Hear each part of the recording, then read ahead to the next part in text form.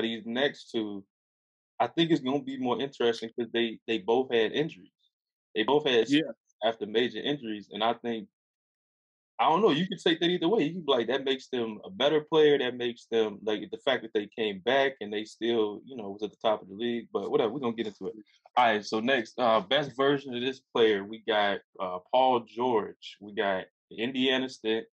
We got OKC, and we got the Clippers, the current version of the Clippers. yeah. I ain't gonna lie, I'm gonna tell you, I'm kicking this one off. PG's one of my three favorite players in the league right now. So I'm gonna kick this one off. I'm going OKC, just the best version of who they were, like at their top of the top. I'm going OKC. The reason I'm going OKC is because he finished top three in MVP and top three in DPOY. He could have probably got either one or both had he not gotten hurt. And I know that season has a taint on it because Dame, like that too, that has a taint on it. But like you said, the fact that he was still so good after, especially him, like he had the gruesome stuff. Like That shit. most people, like, gee, bro, we was like shorties watching on TV, like, ooh, I what the thought I fuck? was done. I was like, ain't no more Paul George playing, bro. The nigga I, leg. I thought it was over with. I thought he was over with. I promise. I did too. I was like, how do you come? Because that came like right after Kevin Ware, and Kevin Ware was never the same at Louisville. Like after that stuff popped off, like we saw stuff like that, just like, ugh.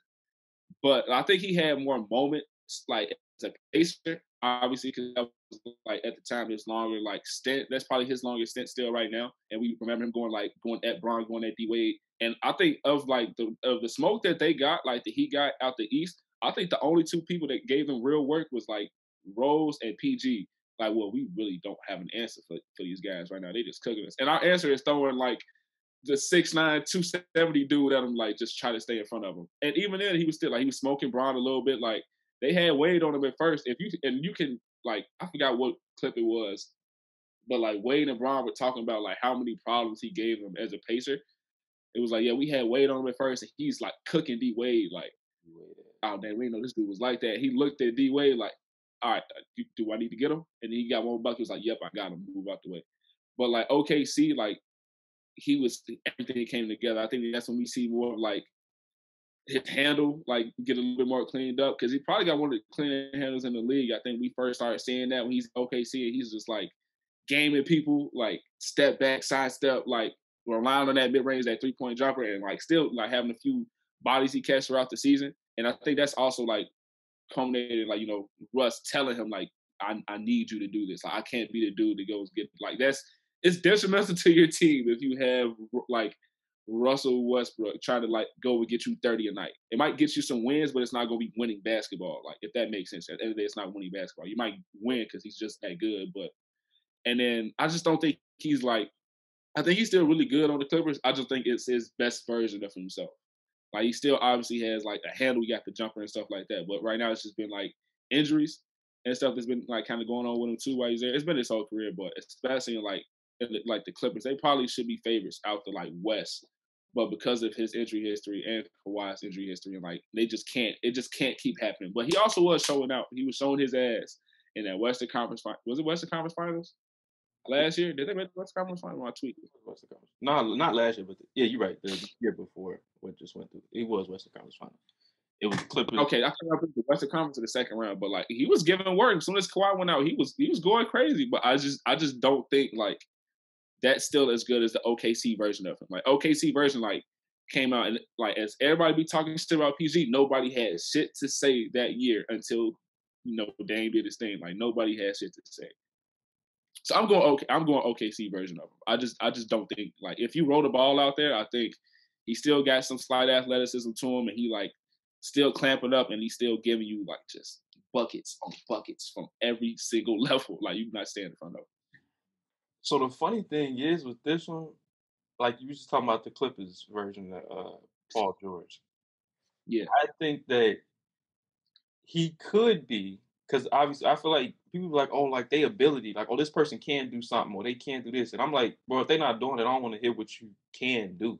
Like if it ain't yeah, on the court, I don't want to hear it. So I think that this Paul George, this current Paul George on the Clippers, is probably the best version of him, but he don't get a chance to show it mm, because he had two. I think that's why we don't like again, like you said, Kawhi went out. Paul George looked like old Paul George. He ain't look like he was playing second fiddle. But when Kawhi is on the court, he's deferring. It's like obviously he's going to defer because Kawhi is the better player, but you're not seeing the full potential of Paul George. So I think just off ability, I would go with that Clippers Paul George, but he don't get to show it. He's not going to show it because Kawhi there.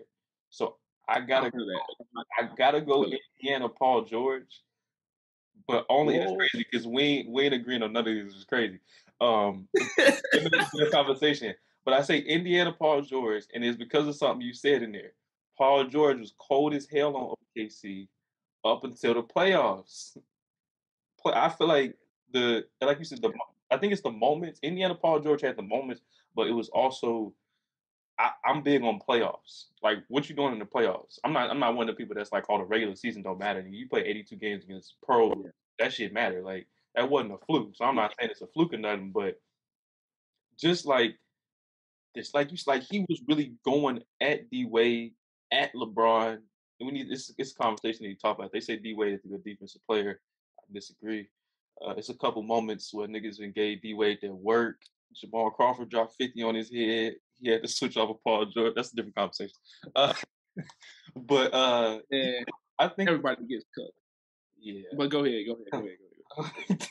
But I think that Indiana Paul George had way more playoff success. I think that somebody could argue that, it's East versus the West. That's a huge difference that people can make. So I wouldn't be mad at that. But I don't know that playoff experience.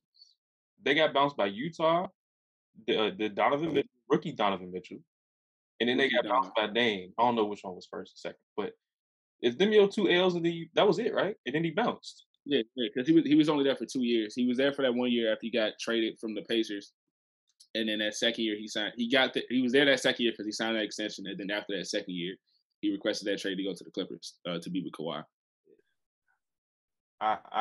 You're not wrong. That Donovan Mitchell one is definitely a stain, and my man, I don't hear the end of that because my boy at his head though. Yo, Joe for sure.